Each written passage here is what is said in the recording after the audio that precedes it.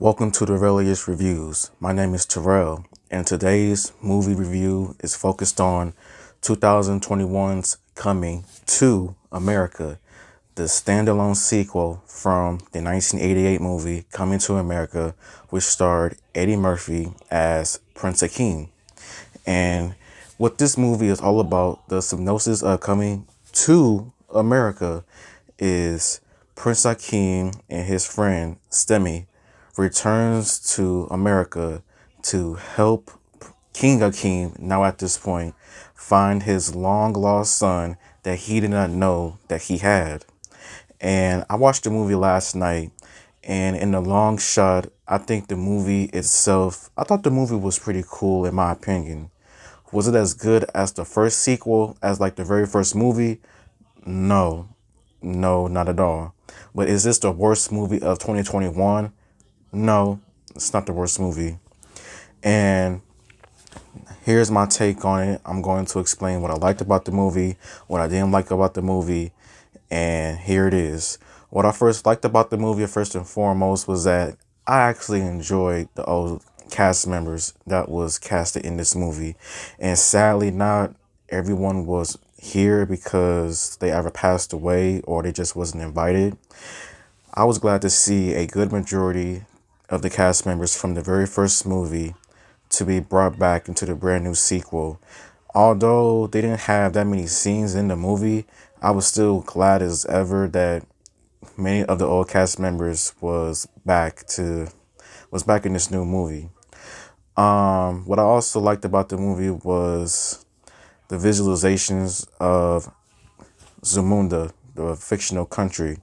Now, to me, I thought that the new country of Zamunda, it was nice. Like how it all looked the same from 1988, but just in the modern times and everything.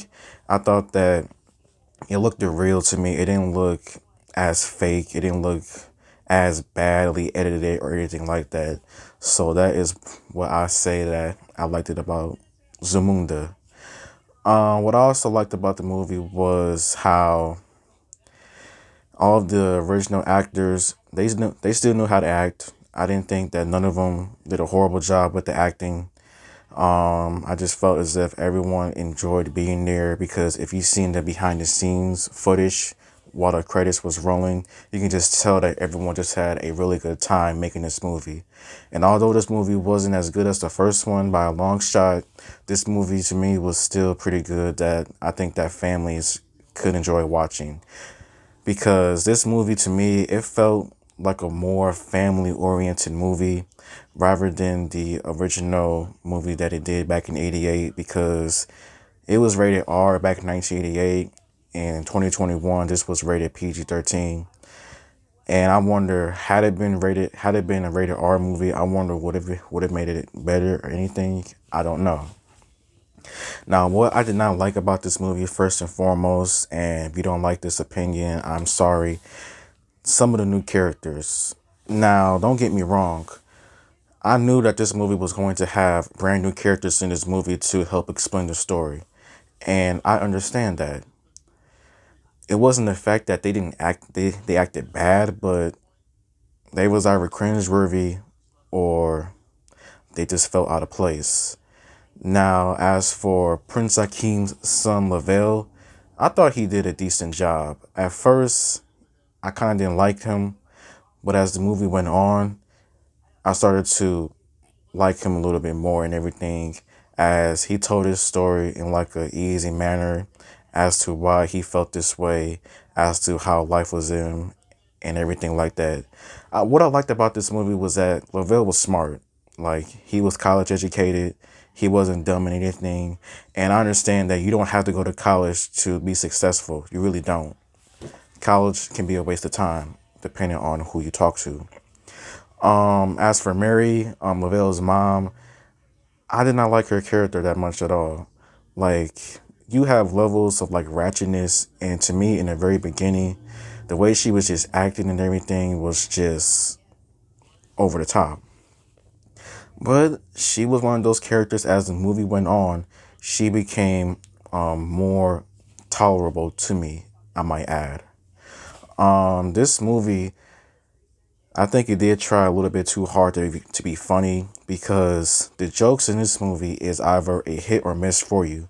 If you have, I don't know what kind of humor to describe it, if you just have like I don't even know. But the jokes to me, it was not this funny at all this time with the sequel. Yeah, you had some jokes that was funny to me, but I think they did try a little bit too hard to be funny as they did in the original version in the first movie, I might add.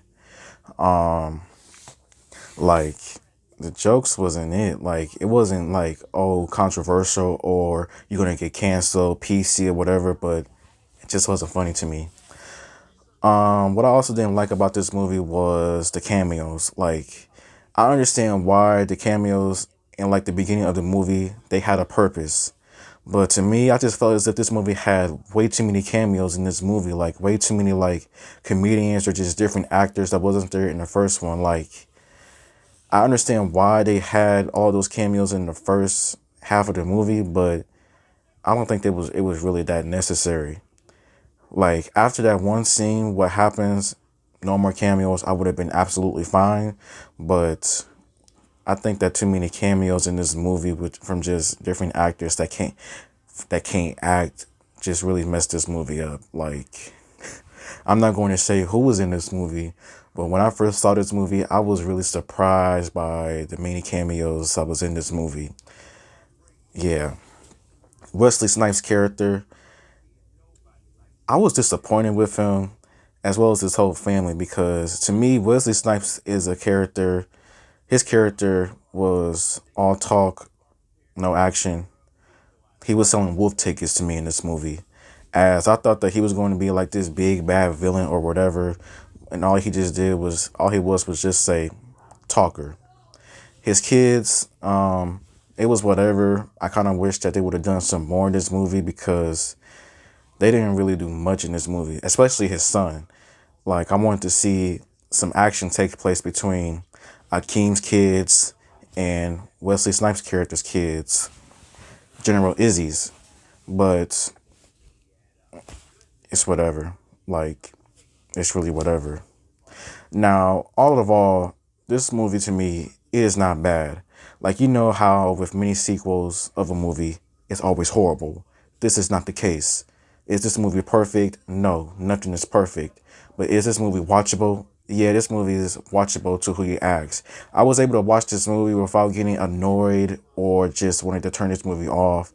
Now there are some cringeworthy, like maybe some scenes or lines that could have been cut out, but out of all with the negatives, to me, I thought there was more goods that came with it. And how this movie, to me, I would rate this movie, I would give this movie 3 stars out of 5. Like I said, it's not perfect, but in the long run, Coming to America is a sequel that works. And that is all that matters to me. I want a movie that works that I'm able to watch without getting annoyed or just want to turn this movie off. And this is the end of my review. If you liked this video, please like and subscribe and comment. Give me some suggestions on what I should review next because I do have more movies coming on the way as well as some TV shows within the next month. But until then, peace.